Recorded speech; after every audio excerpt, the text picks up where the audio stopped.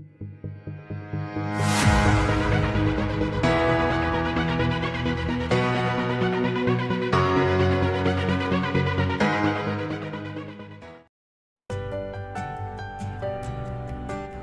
മാന്യ പ്രേക്ഷകർക്കും കൊല്ലം കഫേയുടെ പുതിയൊരു എപ്പിസോഡിലേക്ക് സ്വാഗതം. ഇന്ന് നമ്മൾ നിങ്ങളുടെ മുന്നിൽ എത്തിക്കുന്നത് ഒരു ഡീസൽ കാറിൻ്റെ ഓയിൽ ഫിൽറ്റർ, എയർ ഫിൽറ്റർ തുടങ്ങിയ എലമെൻറ്റ്സ് എങ്ങനെ റീപ്ലേസ് ചെയ്യാമെന്നതിനെക്കുറിച്ചും പിന്നെ അതിൻ്റെ പാർക്ക് ബ്രേക്ക് എങ്ങനെ അഡ്ജസ്റ്റ് ചെയ്യാം എന്നതിനെക്കുറിച്ചുള്ളൊരു ചെറിയൊരു വീഡിയോ ആണ്. നമ്മളിപ്പോൾ ടോർക്ക് കാർ കെയറിൽ എത്തിയിരിക്കുകയാണ്. ആദ്യം നമ്മൾ ചെയ്യാൻ പോകുന്നതെന്ന് പറയുമ്പോഴത്തേക്ക് അതിൻ്റെ എയർ ഫിൽറ്റർ മാറാൻ പോവുകയാണ്.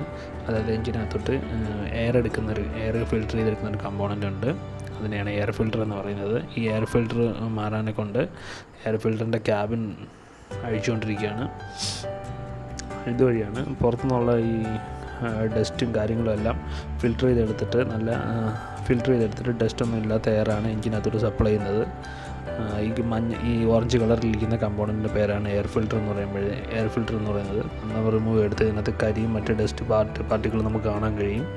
ഇനിയിപ്പോൾ നമ്മൾ ചെയ്യുന്നതെന്ന് പറയുമ്പോഴത്തേക്ക് നമ്മൾ റിമൂവ് ചെയ്തതായ എയർ ഫിൽറ്ററിൻ്റെ ക്യാബിൻ ക്ലീൻ ചെയ്യണം. ഓരോ 10,000 കിലോമീറ്ററിലും എയർ ഫിൽറ്റർ മാറി കൊടുക്കണം. ഇതാണ് പുതിയ എയർ ഫിൽറ്റർ. നമുക്കിപ്പോൾ കാണാൻ കഴിയും രണ്ടും തമ്മിലുള്ള വ്യത്യാസം. അത് മൊത്തം അഴുക്കായിട്ടിരിക്കുകയാണ്. ഇത് പുതിയത് നല്ല വൈറ്റായിട്ട് വന്നിരിക്കുന്നു.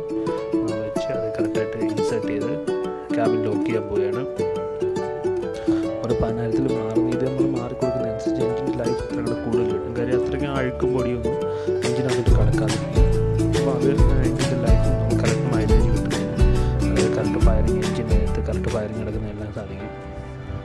പിന്നെ ഇനിയിപ്പം നമ്മൾ ചെയ്യുന്നതെന്ന് പറയുമ്പോഴത്തേക്ക് എഞ്ചിൻ ഓയിൽ ഡ്രെയിൻ ചെയ്യാൻ പോവുകയാണ്. നമ്മൾ ഓയിൽ സമ്പിൻ്റെ താടിയിൽ അടുത്തൊരു ഡ്രെയിൻ ബോൾട്ട് ഉണ്ട്. അത് പതിയെ റിമൂവ് ചെയ്തതിന് ശേഷം നമ്മൾ എഞ്ചിൻ ഓയിൽ ഡ്രെയിൻ ചെയ്യും. ഫുൾ എഞ്ചിൻ ഓയിലും ഡ്രെയിൻ ചെയ്തതിന് ശേഷം ഡ്രെയിൻ ബോൾട്ട് ഇട്ട് ലോക്ക് ചെയ്യുകയും ടൈറ്റ് ചെയ്യുകയും വീണ്ടും നമ്മൾ പുതിയ എഞ്ചിൻ ഓയിൽ പോർ ചെയ്യുകയും ചെയ്യും. ഞാൻ ഓരോ 5,000 കിലോമീറ്ററിലും എഞ്ചിൻ ഓയിൽ മാറിക്കൊടുക്കും.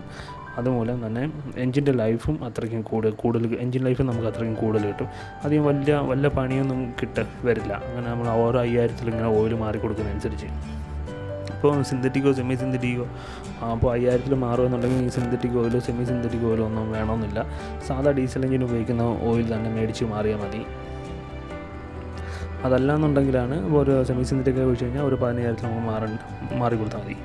ഇപ്പോൾ ഈ കാണുന്ന കമ്പോണൻ്റാണ് ഓയിൽ ഫിൽറ്റർ. നമ്മൾ ഓയിൽ പോർ ചെയ്യുന്നതിന് മുമ്പ് നമുക്ക് ഓയിൽ ഫിൽറ്റർ മാറി കൊടുക്കാം. ഇപ്പോൾ ഞാൻ വാങ്ങിയിരിക്കുന്നത് ബോഷിൻ്റെ ഓയിൽ ഫിൽറ്ററാണ്. അപ്പോൾ ഓറിങ്ങൊക്കെ കറക്റ്റായിട്ട് ക്ലീൻ ചെയ്തതിന് ശേഷം നമ്മൾ ഓയിൽ ഫിൽറ്റർ ഈ ഫിൽറ്ററിങ് എലമെൻറ്റും ഓയിൽ കൂളറും ഒക്കെ എടുക്കുന്നൊരു കമ്പോണൻ്റ് ഉണ്ട്. അപ്പോൾ അതിൻ്റെ ഒരു പാർട്ടാണ് ഈ ഓയിൽ ഫിൽറ്റർ എന്ന് പറയുന്നത്. അപ്പോൾ ഇത് കറക്റ്റായിട്ട് വെച്ച് പ്രസ് ചെയ്തതിന് ശേഷം അതിൻ്റെ ക്യാപ്പിട്ട് ലോക്ക് ചെയ്യണം. അതിനുശേഷം നമുക്ക് ഇതിനകത്തോട്ട് ഓയിൽ പോർ ചെയ്ത് കൊടുക്കാം. ഇനി ഞാൻ മേടിച്ചിരിക്കുന്ന മോട്ടോളിൻ്റെ ഓയിലാണ്. മോട്ടോളിൻ്റെ 15W40 എന്ന് പറയുന്നത് സാധാ ഡീസൽ എഞ്ചിൻ ഉപയോഗിക്കുന്നത്. സിന്തറ്റിക്കോ സെമി സിന്തറ്റിക്കോ ഒന്നുമില്ല, സാധാ ഡീസൽ എഞ്ചിൻ ഉപയോഗിക്കുന്ന ഓയിലാണ്. 1000 രൂപയ്ക്ക് താഴെ വിലയുള്ളത്. ഓരോ 5,000 മാറുന്നതുകൊണ്ടാണ് ഈ ഒരു റേഞ്ചിലുള്ളൊരു ഓയിൽ മേടിച്ചിരിക്കുന്നത്. അല്ലാന്നുണ്ടെങ്കിൽ നമുക്ക് സിന്തറ്റിക് ഓയിൽ ഉപയോഗിക്കാം. അതാകുമ്പോൾ ഒരു 10,000 കിലോമീറ്റർ ആകുമ്പോഴത്തേക്ക് മാറിയാൽ മതി. സിന്തറ്റിക്കും സെമി സിന്തറ്റിക്കും എല്ലാം ഒരു 10,000 ഒരു 15,000 ആ ഒരു റേഞ്ചിൽ മാറിക്കൊടുത്താൽ മതി. ഇനി ഞാൻ ആദ്യം പറഞ്ഞായിരുന്നു ഈ ഓയിൽ പോർ ചെയ്തതിന് ശേഷം നമുക്ക് പാർക്ക് ബ്രേക്ക് ഒരു ചെറിയ കംപ്ലയിൻ്റ് ഉണ്ടായിരുന്നു. കാര്യം പാർക്ക് ബ്രേക്ക് ഫുള്ളി എൻഗേജ്ഡ് അല്ലായിരുന്നു. അപ്പോൾ നമുക്കത് ബാക്കിൽ 2 ഹബിലാണ് പാർക്ക് ബ്രേക്ക് കണക്ട് ചെയ്തിരിക്കുന്നത്. അപ്പോൾ നമുക്ക് 2 വീലും റിമൂവ് ചെയ്തതിന് ശേഷം പാർക്ക് ബ്രേക്ക് അഡ്ജസ്റ്റ് ചെയ്യാം. അപ്പം ചെയ്യാൻ പോകുന്നതെന്ന് പറയുമ്പോഴത്തേക്ക് വീല് 2 റിമൂവ് ചെയ്തിട്ട് ഹബ് ഓപ്പൺ ചെയ്തിട്ട് അതിനകത്തിരുന്ന് ബ്രേക്ക് ഷൂ ഉണ്ട്. ഹബിനകത്ത് ബ്രേക്ക് ഷൂ, ബാക്കിൽ വരുന്നത് ബ്രേക്ക് ഷൂ ആണ്. അപ്പോൾ ആ ബ്രേക്ക് ഷൂവിൻ്റെ അൺഈവൻ സർഫസ് എല്ലാം നമ്മൾ എമറി പേപ്പർ അല്ല സാൻഡ് പേപ്പർ ഉപയോഗിച്ച് ലെവൽ ചെയ്യും. അതുപോലെ തന്നെ ഹബിൻ്റെ ഇന്നർ പാർട്ട് സെയിം പ്രൊസീജിയറുകളോടെ ലെവൽ ചെയ്യുകയും ചെയ്യും. അതിനുശേഷം തിരിച്ച് അറ്റാച്ച് ചെയ്യും.